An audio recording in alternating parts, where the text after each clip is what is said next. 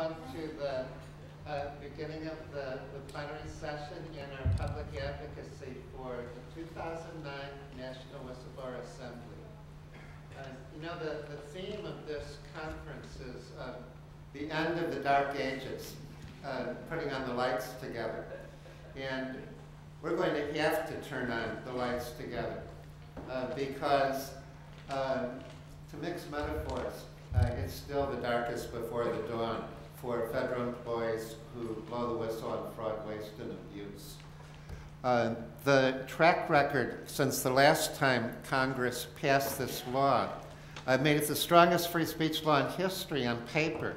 Track record at the court with a monopoly on appellate review is 3-208 against whistleblowers as of last Friday for decisions on the merits. The Merit Systems Protection Board, where you get your day in court, the track record for this whole millennium is 1 in 55. One case of illegal retaliation for defending the taxpayer. It was 2 in 54, but the MSPB changed its mind on one of the employee victories. We are at the end of a 9-year legislative effort to overhaul the Whistleblower Protection Act, but it's been stopped 4 times by secret holds after passing the House or the Senate 4 times. What's particularly appalling is the second-class treatment federal workers are still getting.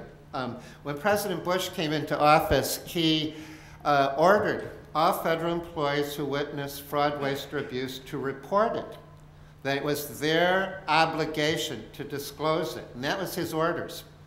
But what he didn't share was that his orders might as well have been like the Khmer Rouge ordering people to give confessions during the killing fields. Anybody who followed orders was nailing the last nail in their professional coffin.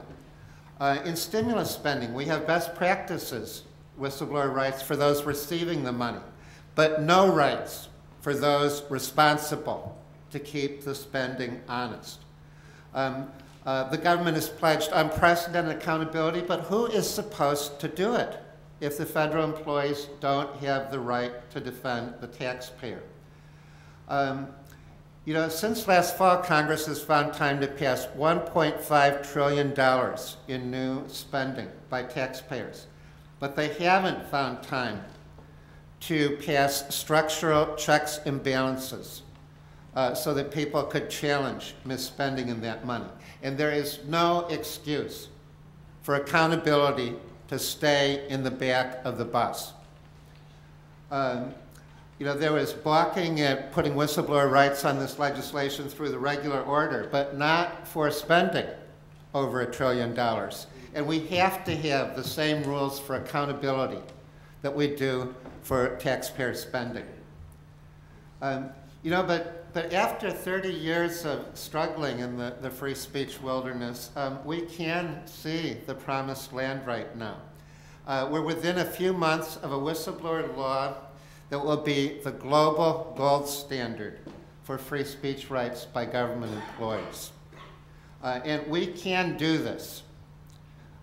We are right on the tip of it. And we're largely there because of the brightest new light in the Senate for whistleblowers, Senator McCaskill.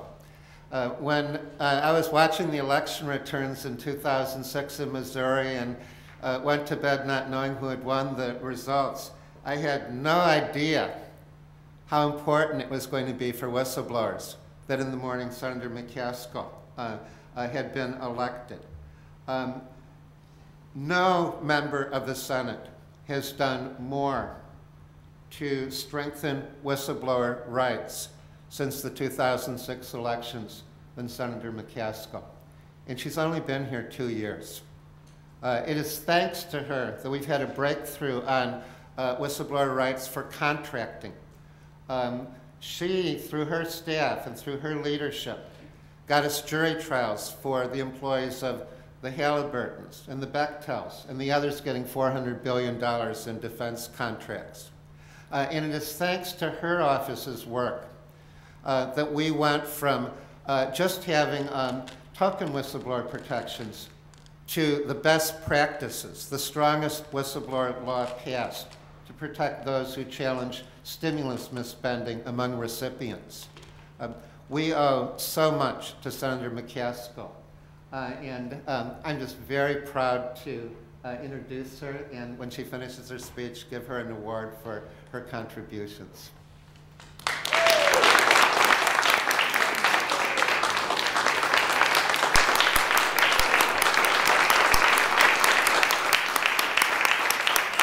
Thank you.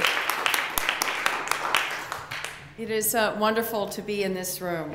I feel right at home in this room. Thank you for those kind words. I very rarely have my husband in Washington, so I want to introduce him, Joe Shepard, the most patient man on the planet.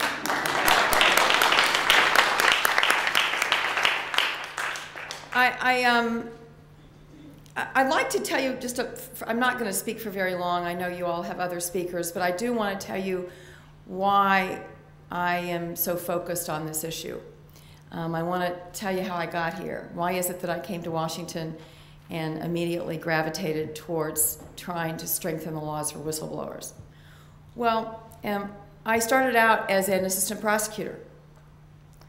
And in those days, back in the late 70s, in the Kansas City prosecutor's office, there weren't very many that looked like me.